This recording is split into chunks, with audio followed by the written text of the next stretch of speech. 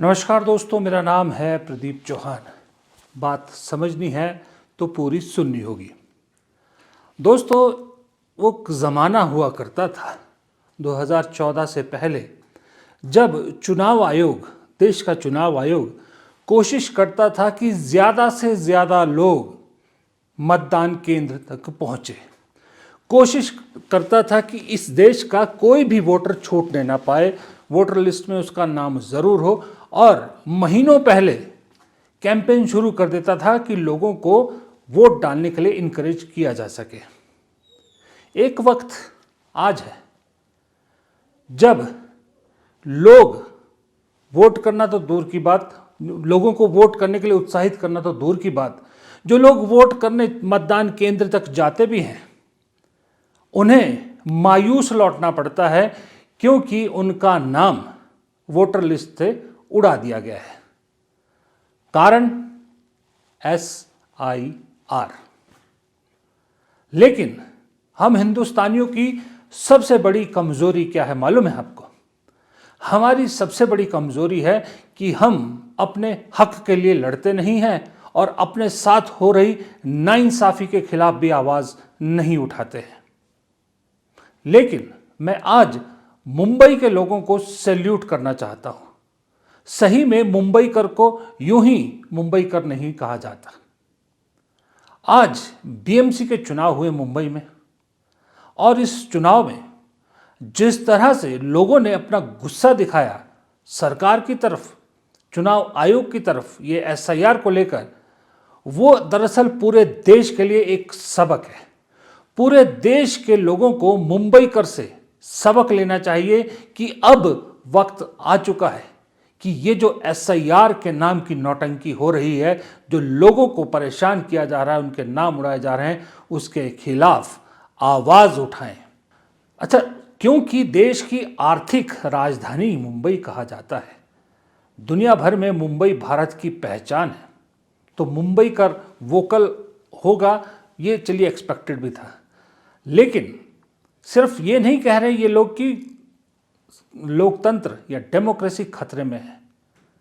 मुंबईकर ने इस देश के लोगों को एक और चीज सिखाई आज, कि सत्ता में बेशक बीजेपी है, सब कुछ उसके हाथ में है, लेकिन अपने हक के लिए उनसे सवाल पूछना और उन्हें घेरने से पीछे नहीं हटना है।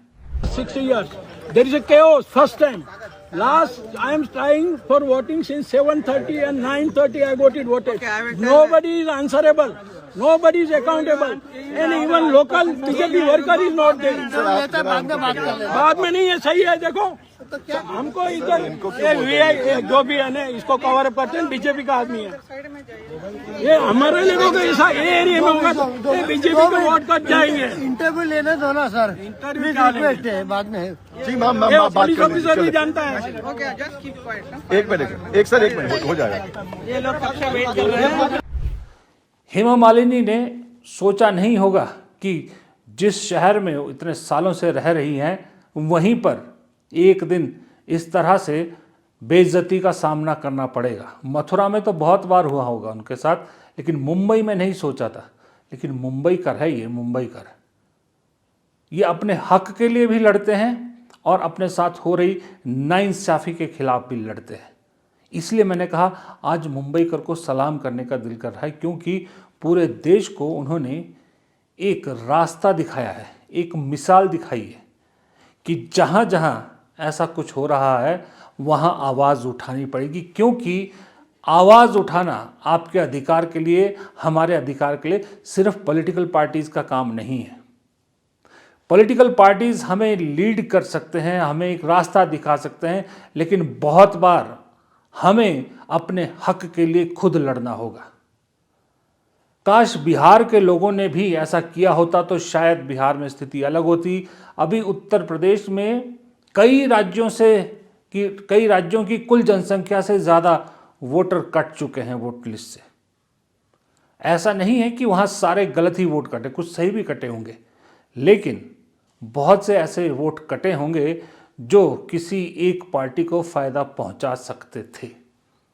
अब उनके कटने से किसको फ़ायदा होगा ये आपको मालूम है।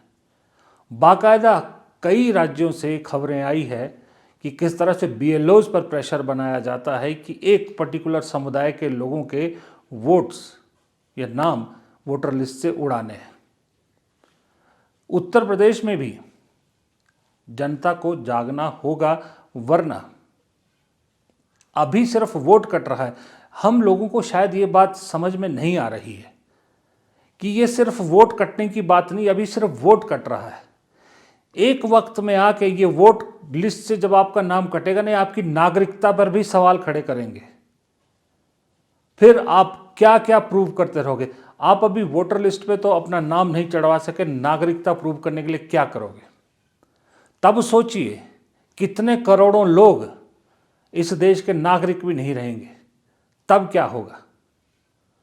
मुझे मालूम है बहुत से लोगों को जानबूझ के निशाना बनाया जा रहा है, बहुत से लोगों के वोट जानबूझ के काटे जा रहे हैं। ऐसे लोगों को बाद में इसी तरह से परेशान किया जाएगा अगर ये सत्ता रिपीट होती है तो। लेकिन अगर मुंबई कर की तरह लोगों ने सवाल पूछने शुरू कर दिए तो शायद चुनाव आयोग के पास कोई ऑप्शन बचेगा नहीं। अरे मुंबई के में तो आज लोगों ने ये भी दिखा दिया कि किस तरह से बीजेपी के जो संस्थान है या बीजेपी के जो सारे हथियार है किस तरह से इस्तेमाल किए गए। सोचिए चुनाव के वक्त जो इंक आपकी उंगली पे लगती है उसकी जगह मुंबई में मार्कर का इस्तेमाल हो रहा था। मार्कर का मुंबई जैसे शहर में, और जहां इतना बड़ा बजट है म्यूनिसिपल कॉरपोरेशन का, वहां यानी आप बाहर निकलो, मिटाओ, फिर वोट डालने आ जाओ। कोई आपको गलत प्रूव नहीं कर सकता, किसी और नाम का वोट डालना है। कई जगह पर जहां मार्कर हटाया गया तो ये देखने में आया कि किस तरह से नेल पेंट रिमूवर से तुरंत साफ किया जा रहा था। कई जगह कल रात को सत्ताधारी पार्टी जो सत्ताधारी उस प्रदेश में भी है और इस देश में भी, उनके लोगों को रेवड़ियाँ बांटते देखा गया। रेवड़ियाँ इन द सेंस आप समझ ही गए, अलग अलग तरह से लोगों को लुभाने के मामले सामने आए। लेकिन सरकार अपनी है, जब सैया भय कोतवाल तो डर काहे का। मामला तो किसी पे दर्ज होना नहीं था, ना हुआ। दिक्कत ही दिक्कत है। किसी के पास हमारा हाँ, ये नंबर सब हमको नेट से मिले। यहाँ भी उन्होंने वही देखा, जो नंबर लिख के दिया वो यहाँ है ही नहीं। उसका मतलब ये कि पूरा ऑर्गेनाइजेशन फेलियर है। अभी आपको क्या जवाब? एक आदमी एक चीज कहते हैं, वो बोलता है नहीं यहाँ नहीं है, वहां वापस जाओ। अब मेरे पास वक्त नहीं है। सो ये गलत है। बहुत सारे लोग हैं ऐसे जिनके पास है। ये देखो, ये सब का वही हाल है। और ये अगर रहा तो ये डेमोक्रेसी नहीं है, ये बिल्कुल बर्बादी है। अभी मैं जा रहा हूँ वोट दिए बिना, क्योंकि मेरे पास वक्त नहीं है। हम लोग भी जा रहे हैं क्योंकि ये अभी मान के, ये देखो, ये हमने पूरा निकाल के रखा है। अभी यहाँ पूछने आया तो पहले डांस में क्या बोला, 217 नहीं है हमारे पास। GD सोमानी में आया, यहाँ भी बोले 217 हमारे पास नहीं है, तो फिर कहाँ जाएगा? इंटरनेट पे लिया है, फिर भी देयर इज नो हेल्प। और मुझे दुख होता है कि मैं वोट दिए बिना, मैं कभी वोट दिए बिना जाता नहीं हूँ। एक्चुअली हमारे बिल्डिंग में भी बूथ है, वहाँ मेरा नाम नहीं आया तो मैं यहाँ तक आया, और यहाँ भी वही। ये जो मुझे दिख रहा है, यहाँ पे पब्लिक का नामो निशान नहीं है। अंदर ऑफिशियल ज्यादा है, पब्लिक कम है। इतनी शर्मनाक बात है। इतनी ये हर इंडियन को दर्द होना चाहिए ये देख के, क्योंकि अगर हम अपना देश नहीं संभालेंगे, उसकी जिम्मेदारी नहीं उठाएंगे, तो जो हो रहा है वो होता रहे। मुंबई में लोगों को दिक्कतें पॉट होल से हैं, ट्रैफिक से है, एक हवा से है, सारी समस्याएं हैं। ऐसे में क्या आप एक्सपेक्ट कर रहे हैं कि जो जीत कर आए, पहले किन मुद्दों पर उसका ध्यान ज्यादा जाए? सबसे पहले तो हवा, पानी, ये सारे साफ होने चाहिए। जो बेसिक इंतजाम है इंसान के जीने के लिए, ये बम्बई है, मुंबई है, ये देश का सेंटर है, इकोनॉमिक सेंटर। और यहाँ पे नहीं है तो बाकी देश के हालात क्या होंगे? ये हमारा शोपीस है दुनिया के लिए।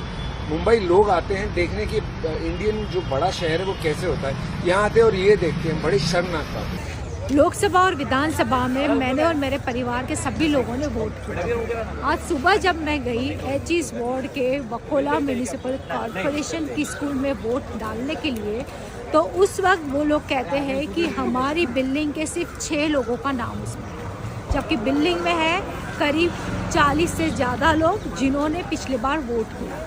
इस बार सिर्फ 6 लोगों का ही नाम है। जब इस बारे में मैंने इलेक्शन कमीशन को पूछा कि ये क्या है कि सिर्फ बिल्डिंग के 6 लोगों का नाम ही क्यों है, तो उनके पास इसका कोई जवाब नहीं था। उनका ये कहना है कि बीएमसी के से हमारे पास में सिर्फ यही लिस्ट आई है। अब मेरा सवाल इलेक्शन कमीशन से और बीएमसी से ये है कि जब हमारा नाम पिछले वोटिंग लिस्ट में था, तो आपको किसने अधिकार दिया कि आप हमारा नाम उस वोटिंग लिस्ट से कट कर दें? और बिल्डिंग में 40 लोगों में से सिर्फ 6 लोगों का ही नाम है। जबकि मैं अभी स्टेट इलेक्शन कमीशन की वेबसाइट में चेक कर रही हूँ, उनके ऐप में जाके चेक कर रही हूँ, तो मेरा नाम और मेरी पूरे फैमिली का नाम और बिल्डिंग में जो बाकी लोग हैं सबका नाम इस लिस्ट में है। जबकि बीएमसी के पास जो लिस्ट आई है वोटिंग लिस्ट, उसमें नहीं है। अब इसका जवाब मैं स्टेट इलेक्शन कमीशन से मांग रही हूँ और बीएमसी से मांग रही हूँ कि आपका ये कैसा कारोबार है, आपने ये क्या किया है, कहाँ गए इतने सारे लोगों का नाम, जवाब दें। अच्छा, आपको मालूम है बीएमसी यानी जो मुंबई की म्यूनिसिपल कॉरपोरेशन है, बृहन मुंबई कॉरपोरेशन, वहाँ पर उस पर कब्जा करने के लिए बीजेपी कितनी लालायित है। ये जो सब हथकंडे अपनाए गए हैं उसी पर कब्जा करने के लिए उसी की कोशिश है। बीएमसी हर हाल में बीजेपी हासिल करना चाहती है और मालूम है क्यों? उसका कारण आपकी स्क्रीन पर है, देखिए। बीएमसी का बजट कई राज्यों से ज़्यादा है। जिस राज्य में मैं बैठा हूँ हिमाचल में, हमसे ज़्यादा बजट अकेली बीएमसी का है। जब इतना पैसा एक म्यूनिसिपल कॉरपोरेशन के पास हो भैया, तो कौन सी पार्टी उसे अपने हाथ से जाने देना चाहेगी? बाय हुक और क्रुक बीएमसी जीतना चाहती है बीजेपी।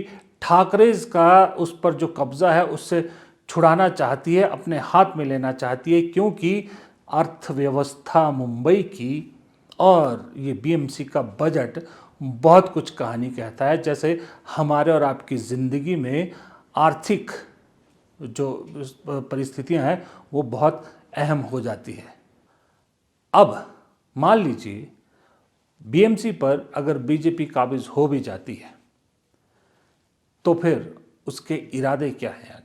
इरादों पे मैं इसलिए सवाल उठा रहा हूँ कि याद रखिए, आप बीएमसी को लेकर खास करके महाराष्ट्र के बाकी जितने भी म्यूनिसिपल कॉरपोरेशन सबको अगर मिला भी लिया जाए, तो बीजेपी ने ना शिंदे सेना को छोड़ा ना एनसीपी को छोड़ा है।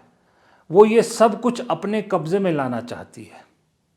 यानी साफ है कि 29 से पहले महाराष्ट्र में बीजेपी इन छोटी छोटी सभी पार्टियों को ख़त्म करना चाहती है, इनका आर्थिक रिसोर्स ख़त्म करना चाहती है, क्योंकि उनको अच्छी तरह से मालूम है कि उद्धव ठाकरे की जो शिवसेना चल रही है उसका सबसे बड़ा सोर्स बीएमसी है।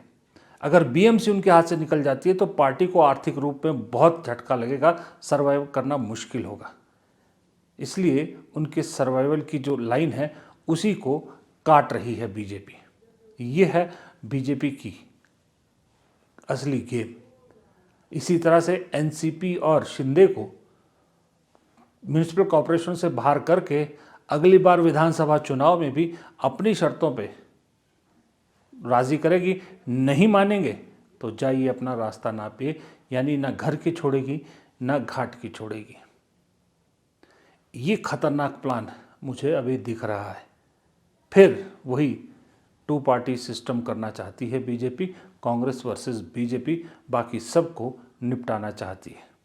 और इसमें बीजेपी को ऐसा लगता है कि कांग्रेस से फिलहाल वो जोड़ तोड़ जंत्र तंत्र मंत्र करके सब चीज़ों में कांग्रेस से तो आगे निकल ही सकती है। फिलहाल इस वीडियो में इतना ही। वीडियो पसंद आया तो लाइक कीजिएगा, शेयर कीजिएगा, कमेंट बॉक्स में अपनी राय दीजिएगा आप भी, और चैनल को सब्सक्राइब करना मत भूलिएगा। नमस्कार।